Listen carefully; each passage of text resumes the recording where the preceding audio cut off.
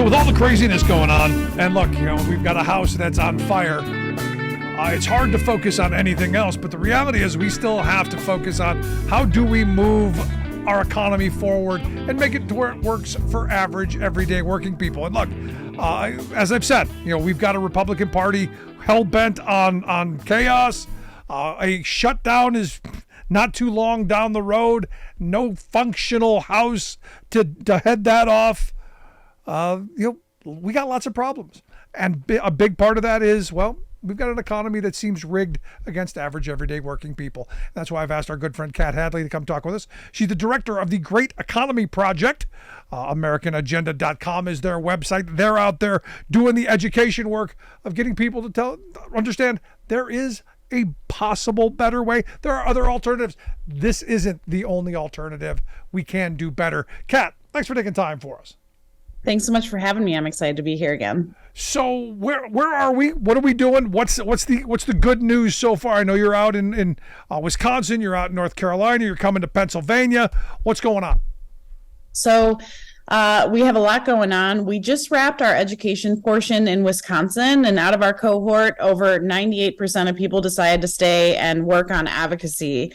And so how our program works is that we go in and we give people our view of the economy that is pretty much that it's rigged against the working class, that the wealthy aren't paying their fair share in taxes, and that there should be a livable minimum wage for everybody. So we talk about those issues, we bring in experts, and then we basically say, do you want to stay and help us work on these issues? So it's really great to see that in North Carolina and now in Wisconsin, we get these massive response rates to stay on and do something. So in Wisconsin, you're going to see some people start really moving and shaking on this issue, especially the minimum wage piece on the state level in Wisconsin. We're going to be back for training soon.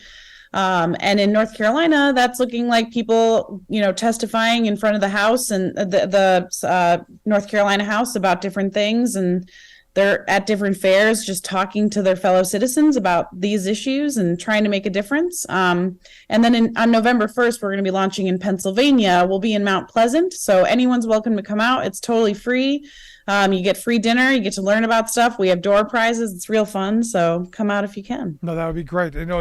What you're doing is what I've been saying, for years has to be done.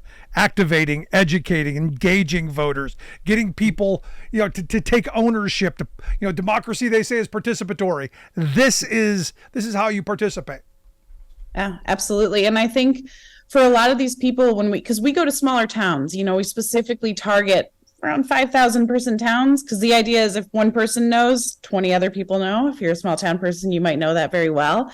But yeah, so, but what I love about this job is really showing people like you have a voice and that voice matters. And sure, this is going to be hard work and we might not get there overnight, but politics is one of those things, like once you turn on to politics, it's really, that's it. Like that's how I fell into political work was, seeing a problem and realizing, somebody should say something about this. And understanding that you can make change. I mean, we've been sold on this idea that you can't fight City Hall, that, the big moneyed interest, they control everything. And I say, look, sure, they've got all the money, but we've outprocreated them. There are more of us. We can vote. While we still can, because I fear we're heading towards a period where maybe we might not be all able to vote. But while we still can, we still have the ability to outvote the moneyed interest. Yeah. Well, and I always tell people, a lot of my friends, I'm 35. And so there's a lot of younger folks that I hang out with. And I always tell them when they're like, well, this is hopeless and I'm walking away. I try to challenge that as like, who do you think benefits when we think this way? Who's benefiting from us just saying, okay, well, it's too hard, so we're walking away? And then also as somebody that's done a lot of activist work, I did food stamp expansion in Michigan when it was Republican controlled and won on everything we were fighting for there. I've done childcare expansion on campuses, all types of stuff. And the thing is, you can win and you can fight City Hall, and I have. It's hard work, but you can do it. So yeah, I just always think about who's benefiting from when we feel like nothing can happen, because it's rarely the people doing the good work. And you guys, you focus on one of my most important issue, and it's not the sexy issue that everyone gets all riled up about, but our tax code is so badly rigged. The game is so badly rigged that the wealthy and the powerful get all the benefits. And I think George Carlin said it the best. The rich get all the money, do none of the work. The middle class does all of the work, pays all the taxes, and the poor are there to scare the hell out of the middle class. So they keep showing up to the jobs.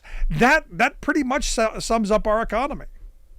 Yeah, and if we even have a middle class at this point, we have one, but it's a sliver of, when I was a kid, there was a solid middle class. I live in Ann Arbor, Michigan, where I think we're like pre-pandemic, we were the eighth most economically segregated city in the United States. And there's no way it hasn't gotten a lot worse. And, the only people I know that still live around here, because I worked in food service for a long time. I was like a high school dropout, went to school a lot later.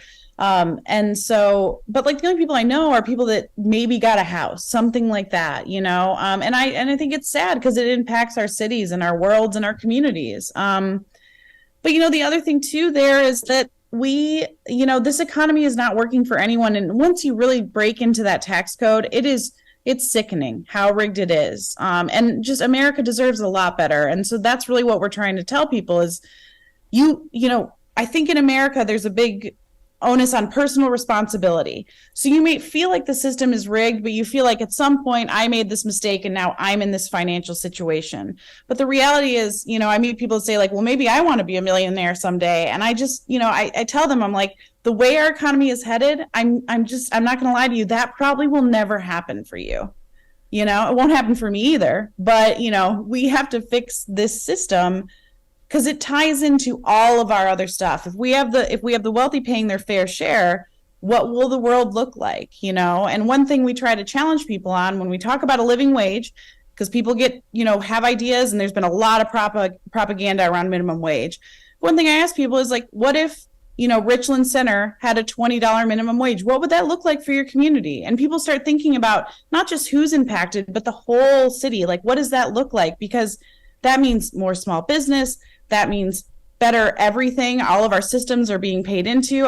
Everyone benefits when we do these things, when we raise the wage. No, this is why I think the fight with the big three and the UAW is so important. You're talking about sharing the profits of labor in a more equitable fashion so that it does actually trickle down like it used to when my grandparents were alive. Not since we've been trickling down, but pre-trickle down, before they told us things would trickle down, it actually did. Once they said, hey, it'll trickle down, it kind of stopped. But you're right. We paid into Social Security. We paid into unemployment. We paid into Medicare.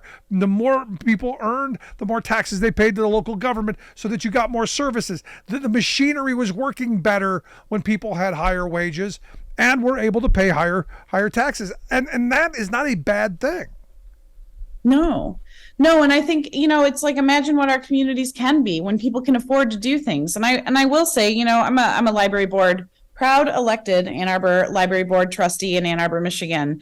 And our library was able to unionize, and they were able to talk about, how having a living wage is so important there because so many people can't even afford to live in the city and have to travel in, and how does that impact things like climate change? These things are all connected. So I think it's, there are tons of priorities we can look into. A living wage is massive. And then it's just somebody that worked on minimum wage. And this was back 10 years ago. But I remember working the hardest hours of my life, like 40, 60 hours on my feet, just coming home exhausted and not being able to pay rent. And there's no dignity in that. And I truly do believe like America's worth fighting for, and America where people can pay their bills is the America that I believe in. So that's why I do this work.